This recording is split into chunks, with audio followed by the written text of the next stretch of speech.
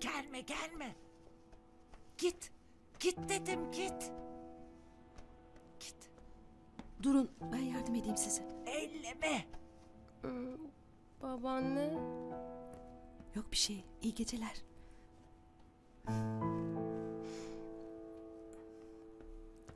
Lütfen verin bana. Siz üstünüzü değiştirin banyoda isterseniz.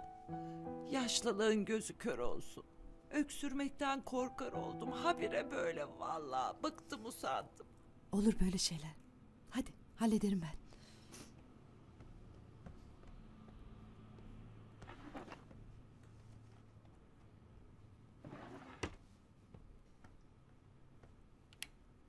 Sana da eğlence çıktı. Anlatırsın artık el aleme Cevriye Hanım altını tutamıyor diye.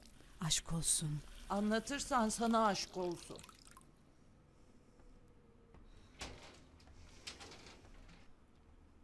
Ne oldu Fikret? Niye gelmiyorsun? Geliyorum şimdi. Bir şey mi dedi yine? Yok, yat sen.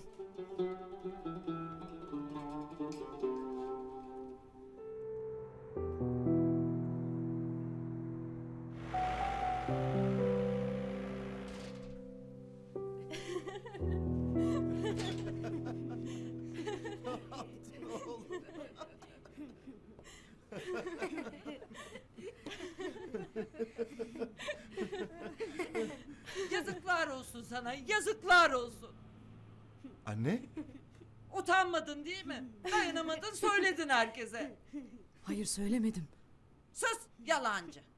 Çoluğun çocuğun maskarası ettin beni. Gülmeyin siz de. Cevriye Hanım, size gülmüyorlar. Alacağın olsun senin. Sorarım ben sana. Hayda. Ne oldu ya? Anneciğim ne oldu Allah aşkına? Ben yaşlı bir kadın. İnsanlık hali. Öksürürken kaçırdım azıcık. Ne var? Gülmeyin.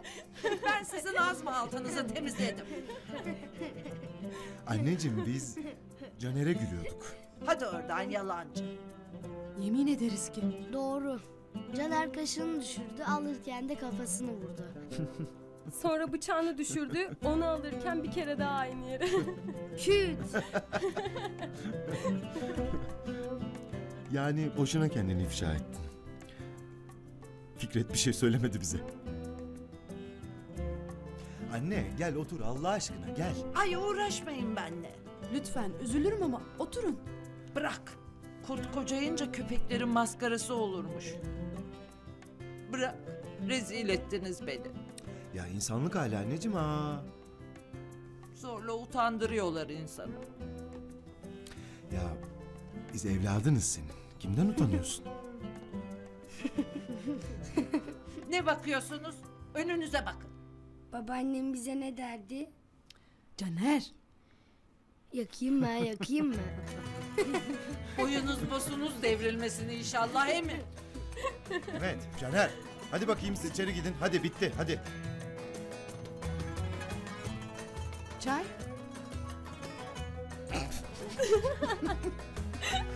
Affedersin anneciğim affedersin. Bu da evlat olacak.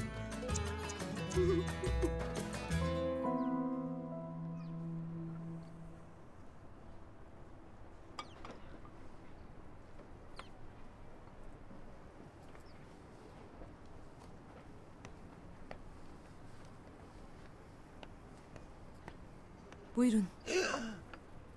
Ay ödümü patlattın. Niye sessiz sessiz gelip de bağırıyorsun? Korkudan öldürmek için mi?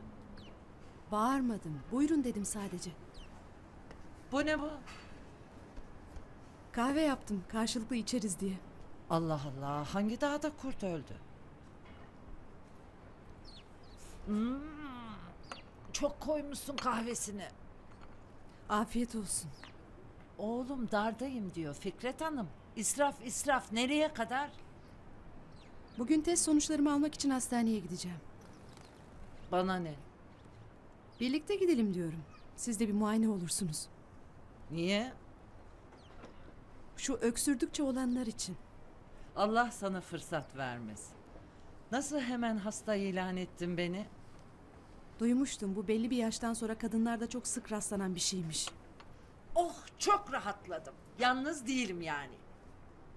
Gidelim bir konuşun doktorla. İlaç verir, rahat edersiniz. Belki ileride daha sık olmaya başlar. Şimdiden önleminizi almış olursunuz. Her Allah'ın günü çarşaf mı yıkanır diyorsun ha? Sizin rahat etmeniz için söylüyorum. Hadi hadi.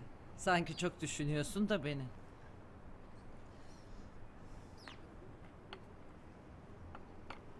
İyi, ne yapalım? Gidelim bari. Çamaşırlar makinede. Çıkınca asar gideriz hemen. Bunu da 7 cihana duyurmak yok ama. Ben bir şey söylemedim. Yine söyleme. Çoluk çocuk makaraya sarmasın yine. Rica ederim, o ne biçim söz? O biçim işte bu. Telme kaçtı boğazıma. Ne gülüyorsun? Sanki sen yaşlanmayacaksın değil mi?